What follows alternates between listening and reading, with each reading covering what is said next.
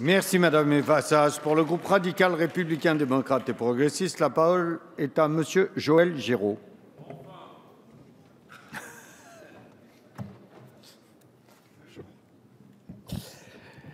Monsieur le Président, Monsieur le Ministre, Madame la rapporteure générale, mes chers collègues, nous apprêtons à adopter en première lecture le projet de loi de finances pour 2016. Cette année, plus particulièrement, l'examen du texte a permis de l'amender substantiellement et utilement dans une réelle reproduction législative apaisée.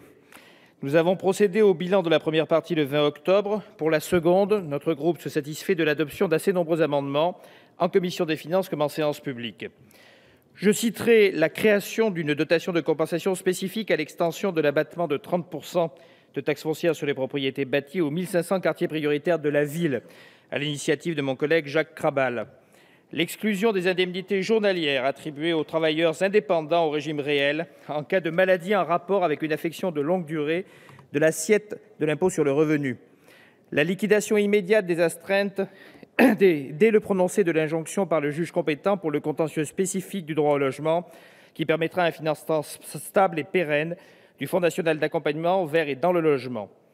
La modulation, voire l'exonération en zone non déficitaire de la taxe au profit des agences de l'eau pour prélèvement en eau potable dans les fontaines patrimoniales situées en zone de montagne. Vous comprendrez que je cite ça plus particulièrement. Le maintien de la réduction d'impôt pour les entreprises qui mettent à disposition de leurs salariés une flotte de vélos. La mise sur un pied d'égalité fiscale de tous les gîtes de nos territoires ruraux. Les mesures fiscales favorables aux maisons de santé pluriprofessionnelles.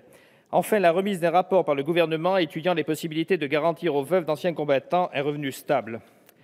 J'en viens à la mission Relations avec les collectivités territoriales. Je m'étais placé du côté des réformateurs, proposant de nombreux amendements à l'article 58, permettant de résoudre, selon les dernières simulations de la DGCL, une grande partie des difficultés soulevées par la réforme proposée initialement de la dotation globale de fonctionnement.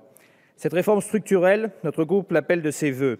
Le report in extremis de cette réforme par Matignon n'aura toutefois pas empêché notre Parlement d'examiner les amendements déposés par l'ensemble des groupes et ainsi de tracer la voie des réflexions qui seront menées par le groupe de travail l'an prochain, notamment pour les villes moyennes, qui pour certaines concentrent les difficultés sociales territoriales qui perdaient beaucoup avec la réforme, la dotation de centralité et la répartition finale entre communes membres d'un EPCI, où l'on doit revenir à la population totale et non à la population de GF, sauf à détourner les charges de centralité vers les stations de tourisme au détriment des bourgs-centres, les communes à forte superficie, et notamment les communes situées en zone de montagne, où des espaces jusqu'à 200 km² doivent être pris en compte, et celles situées en tout ou partie du cœur d'un parc national, où il faut respecter le pacte fondateur de la loi de 2006. Ces bases ayant été jetées, nous aboutirons sans nul doute en 2017 à une réforme de justice pour l'ensemble de nos communes. Je me félicite également de la prorogation du dispositif des garanties financières pour les communes nouvelles jusqu'au 30 juin, sous réserve de délibérations concordantes avant le 31 mars. Plus encore, je salue que la commission des finances ait convenu que lorsqu'une commune nouvelle sera rejointe par une ou plusieurs communes supplémentaires, le bénéfice de la garantie de maintien du niveau de DGF sera sauvegardé. Il s'agissait de 2 demandes de notre groupe. 2 autres mesures phares ont été adoptées au cours de l'examen en séance publique de la seconde partie. La transformation d'une partie de la prime d'activité en allègement d'impôt sous forme d'une réduction automatique et dégressive de CSG jusqu'à 1,34 SMIC à partir de 2017, que notre groupe a soutenu. L'application en 2017 permettra de résoudre l'impact attendu de cette mesure sur le revenu fiscal de référence de ses bénéficiaires. Et la prorogation pour 2 ans de l'exonération de taxes d'habitation, de dégrèvement de la contribution à l'audiovisuel public ainsi que la taxe foncière sur les propriétés bâties pour les personnes âgées, veuves ou en situation de handicap ou d'invalidité qu'il était en 2014. Pour conclure, je rappelle que notre groupe avait proposé plusieurs amendements de rendement pour le budget de l'État et pour celui de la sécurité sociale avec application dès 2016, par exemple un relèvement minime du taux de notre impôt de bourse nationale, ou encore celui de la taxe sur le risque systémique des plus grands établissements bancaires ou de la taxe sur les boissons sucrées et édulcorées qui bénéficient pourtant d'un taux réduit de TVA, contrairement à certains produits féminins de première nécessité.